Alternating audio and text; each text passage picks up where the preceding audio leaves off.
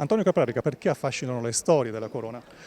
Qui ci sono naturalmente molti piani di risposta. Uno naturalmente è quello del gossip, che continua ad eccitare i nostri peggiori istinti, ma anche le nostre legittime curiosità su una storia che è una saga infinita. Poi c'è il piano sentimentale e fantastico, perché la corona è pur sempre una favola meravigliosa di re, regine, principi e castelli. Poi c'è il piano razionale, perché naturalmente la corona inglese rappresenta uno dei più grandi paesi della ultima storia occidentale, degli ultimi 2 secoli occidentali, l'impero più grande che sia mai apparso sulla faccia della terra, e quindi tutti questi piani combinandosi fanno della corona inglese ancora oggi un tema di effettivo interesse globale. In tanti si chiedono che re sarà Carlo III, però da quello che si legge dal suo libro sembra quasi comunque un re sottovalutato, che forse ci darà più soddisfazioni di quello che si può immaginare.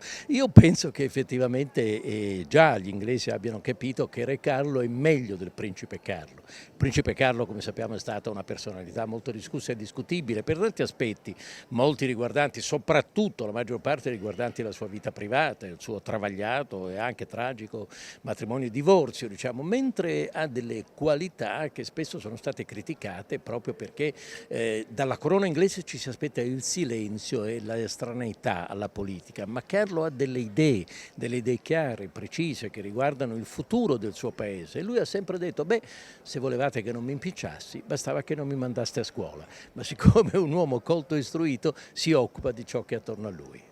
L'unico dottore che c'è tra i Wilson. L'ultima cosa, lei lo fa capire anche attraverso la sua copertina, questo è inevitabilmente anche per l'età di Carlo un regno di passaggio, di transizione, il vero re sarà William. Ma l'anagrafe chiaramente gli lascia un tempo limitato sulla corona.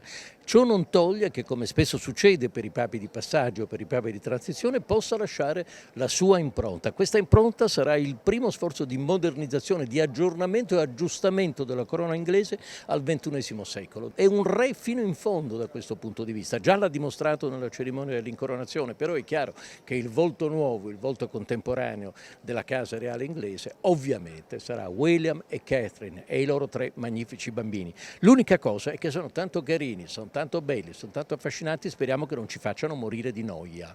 Questo immagino di no. Possiamo dire comunque, a prescindere, tra Carlo e William, God save the King, non più the Queen. E beh, per The Queen bisogna aspettare un sacco di tempo, a meno che il primogenito di William, George, non decida di lasciar perdere la corona, che toccherebbe allora a Charlotte. E allora sì, avremo di nuovo una regina, ma temo che questo non accadrà.